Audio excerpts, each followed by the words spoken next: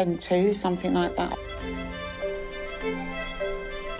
I was just so nervous. I felt constantly sick. And in the end, I thought, no, pull yourself together. This car pulled up, a brown Jag. He got out the car. He came over to me and he said, "Oh, hi, Carol." Gave me a peck on the cheek and he said, "How are you?"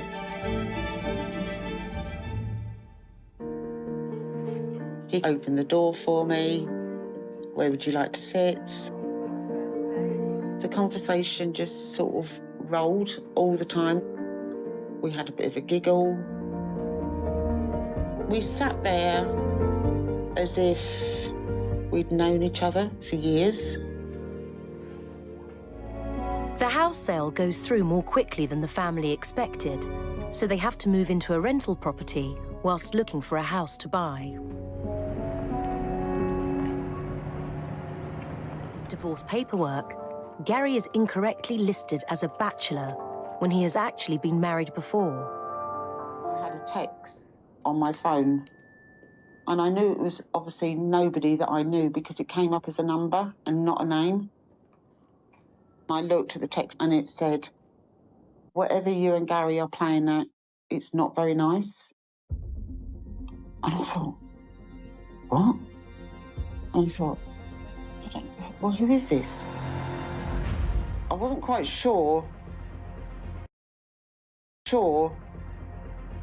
what was going on. I hadn't done anything wrong to anybody. I thought, I'm going to ring it. This person picked up the phone and she said, "Hello?" And I said, "You've just texted me." "I'm sorry," I said, "I don't know what you're talking about." And she said, "Are you with Gary?" I said, "Well, I am with Gary, but he's not here at the moment." "I am with Gary, but he's not here at the moment." She said, "So am I. I'm with Gary as well. Getting engaged." Then it all fell into place. Why he wasn't at home every weekend.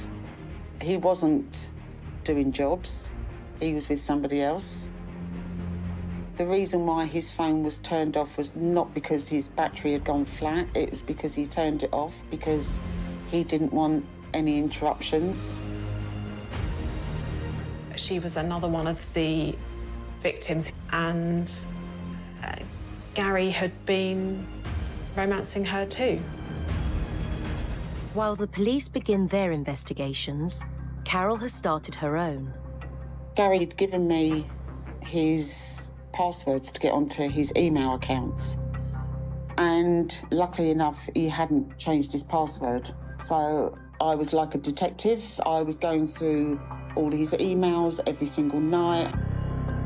And this particular email came up from a solicitor. It said about a valuation on this lady's house. And I thought, oh my God, he's doing it again. Carol speaks to the woman who originally told her about Gary's behaviour. The two of them were terrified that somebody else was also going to be defrauded by this man.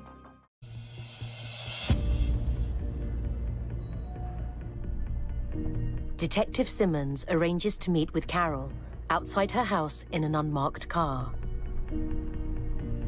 I went out to her home address to talk through the case, and I explained the direction that I would want to take with the investigation.